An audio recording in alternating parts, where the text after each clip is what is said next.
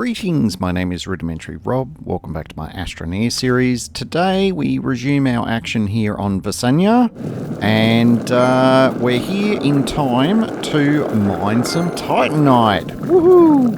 But those really paying attention at home will notice that the medium storage container is actually half full already. Yeah, this was another classic case of my rudimentary skills with remembering to launch OBS, but not remembering to press the record button straight away.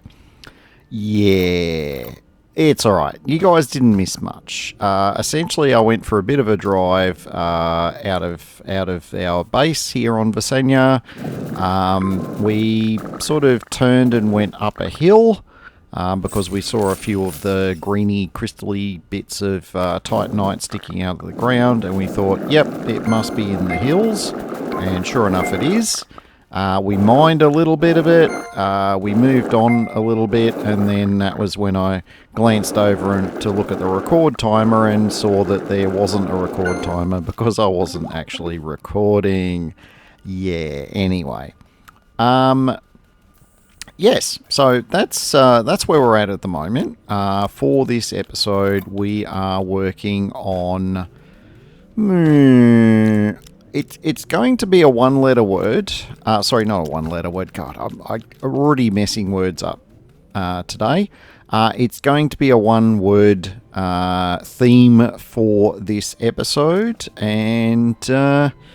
yeah, not immediately evident from what we're looking at the moment, but there is going to be a bit of a theme as the episode evolves. So, with that thought in mind, I would suggest you get your comfy Astroneer type spacesuit on, and yep, let's resume the action.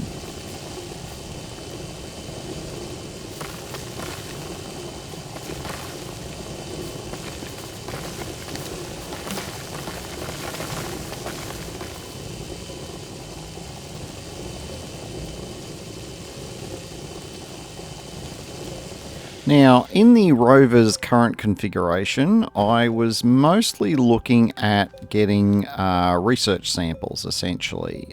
We've got, 3 medium slots open there, but we've got our large, storage tower type thing here on the back to hold any small items that we might come across, as well as our power.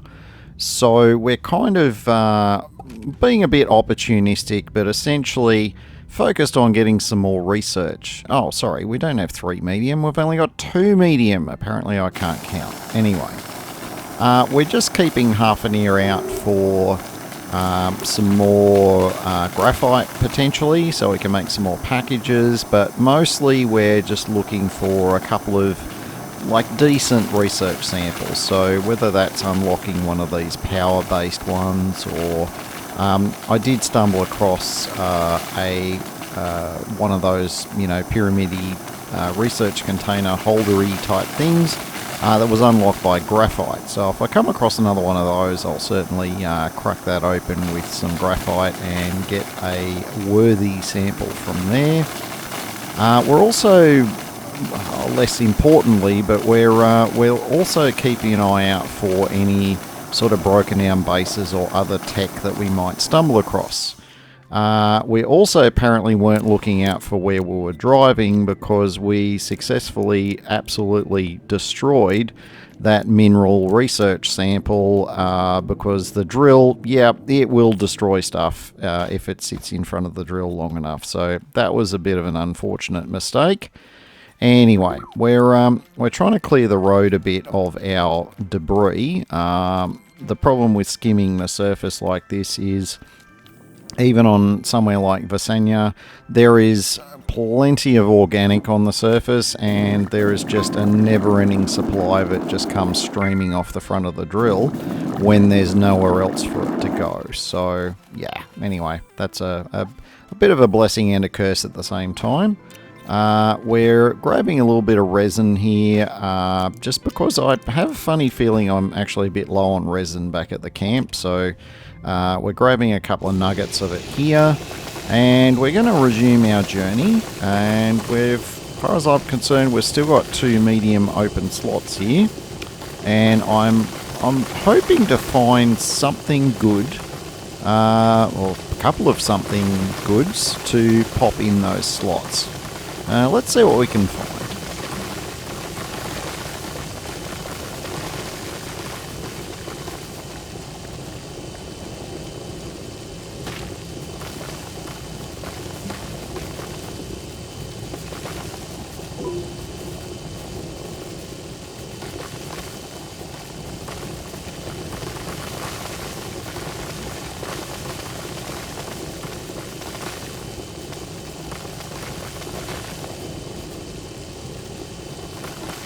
Okay, there's a pretty tasty looking mineral research sample there. We did manage to keep our distance from it this time, so we'll be able to grab that and chuck that on one of our medium slots. Oh, hello. I can see a broken down base in the distance. I wonder what we can get out of that. Not really seeing any other research samples there, so let's push on to the base and we'll see what we can, we'll see what it has to offer. Maybe we can get a battery or something like that.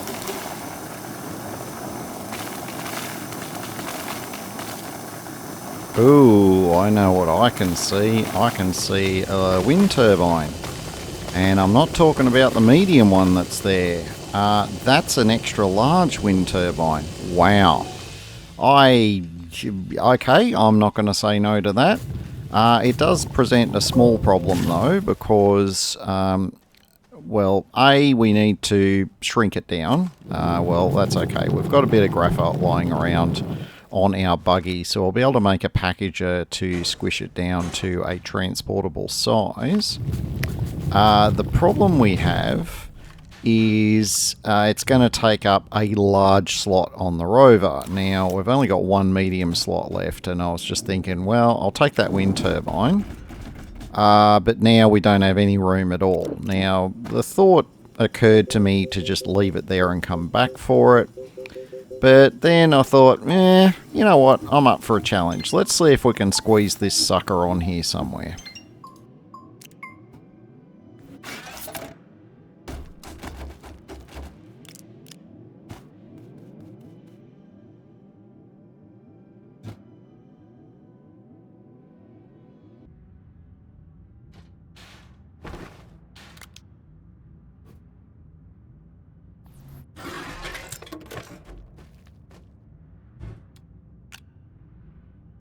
I guess you could call this process Astroneer Tetris. It's like normal Tetris, but there's a whole other dimension to it when you have to start squishing things down.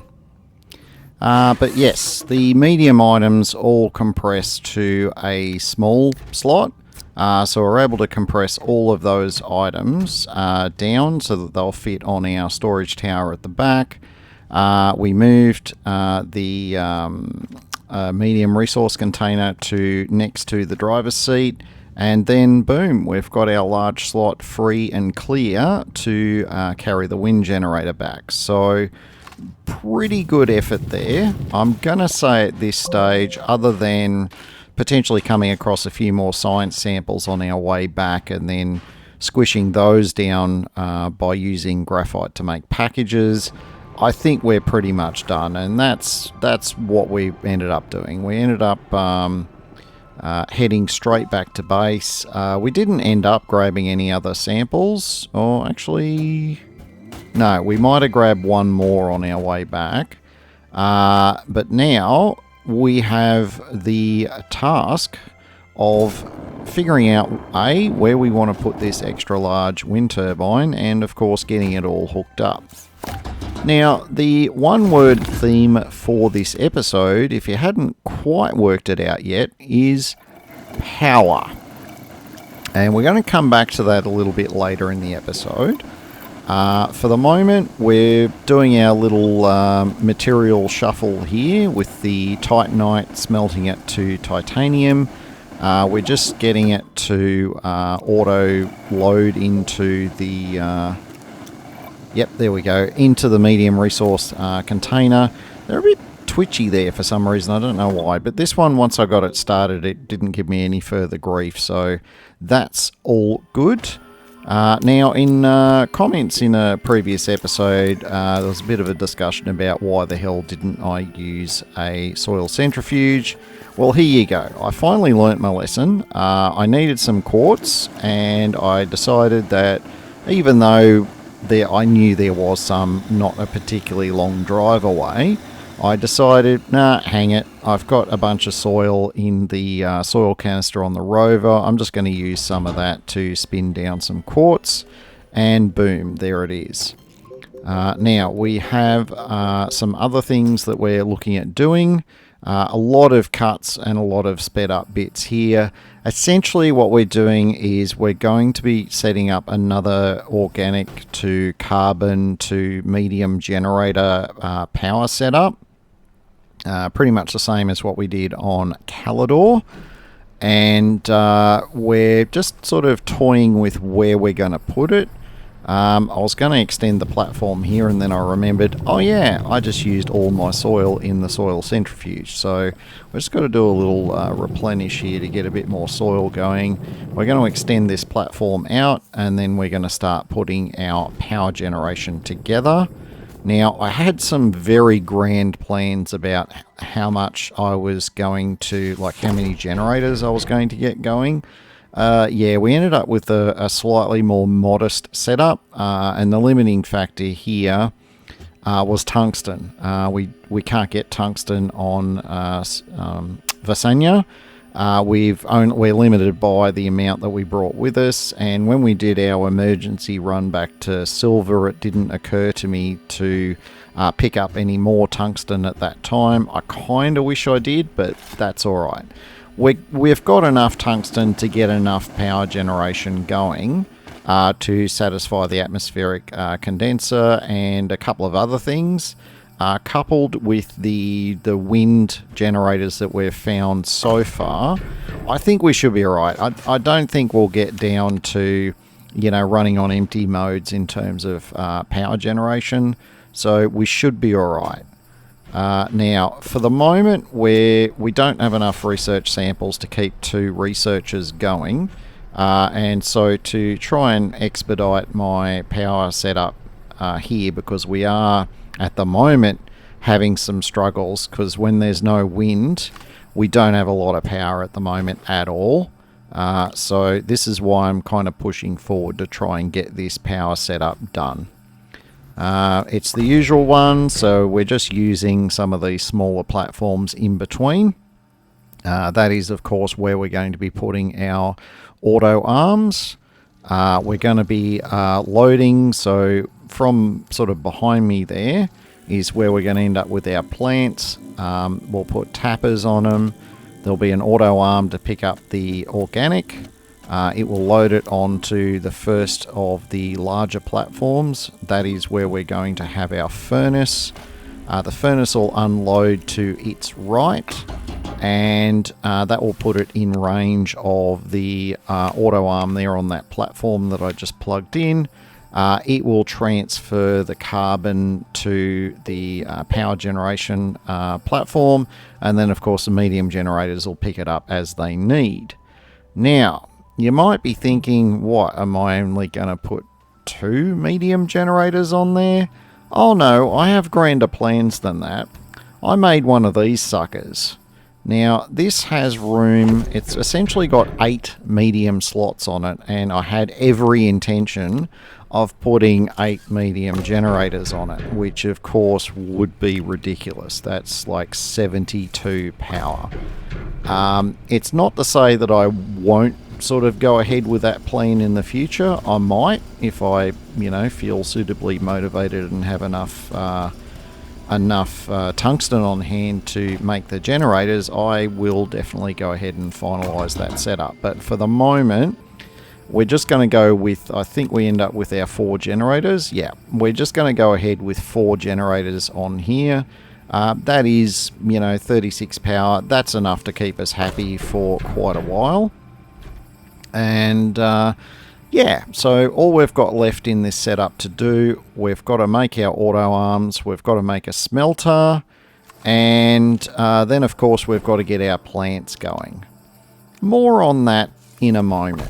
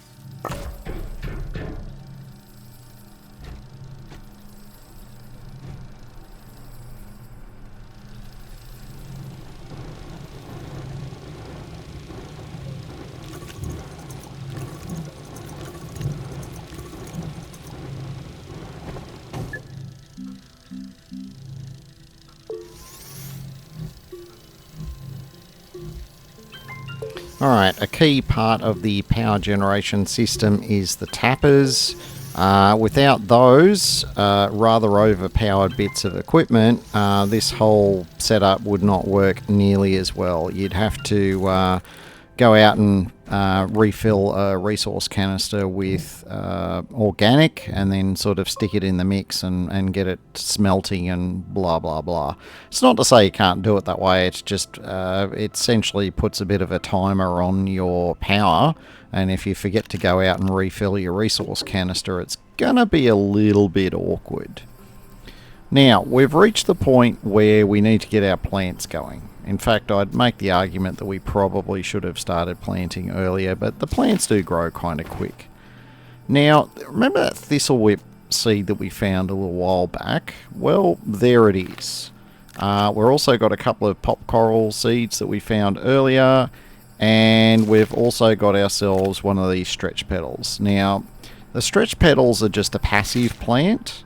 The pop corals, in the context of what we're doing, they're passive as well, because they only try and kill you if you dig them up, and we're not going to be digging them up at all. Now, the tappers, you can't tap a plant until it reaches a minimum level of maturity. I think it's only a couple of minutes at most, and they're usually fully grown. We're just going to pop the tappers on there. Apologies for the screen flicker. That was the wind turbine flipping in front of the camera. Anyway, we've got some mature enough plants here. We're slapping the tappers on. I was a bit determined to not go exactly where I wanted it on the thistlewhip, but that's fine. And we now have them producing organic. Now, quick demo here. Yeah, that's right. These plants are not domesticated. So if you're going to replicate this setup, do like I did and just make sure that that thistlewhip is a long way away from anywhere that you're going to want to visit. And particularly if you're going to have to go close to it, make sure it's not going to, knock you off a cliff or something and make you have a really bad day. Anyhow, we're just about done with our power setup. We've got our smelter there. We've got our arms going. We've just left it smelting some organic. Yep, the arm's all going. The loading arm is working. I've got it filtered so it only loads organic. Just in case I drop something nearby, I don't want it to clog up the works with that. The carbon arm, I've got a carbon lodged on that, so it will only touch carbon, so it's not going to pick up organic if some organic ends up on that end of the platform somehow. And it will transfer the carbon over to where the generators are, and then of course the generators just pick it up as they need to. So that's our power setup on Vesania.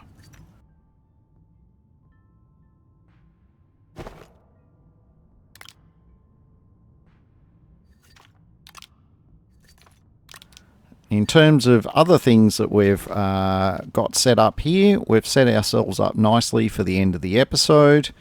If you've enjoyed this episode, don't forget to give me a thumbs up and to consider subscribing if you're not already subscribed. Until next time, my name is Rudimentary Rob. Thank you very much for watching, and make sure you have yourself an absolutely fantastic day.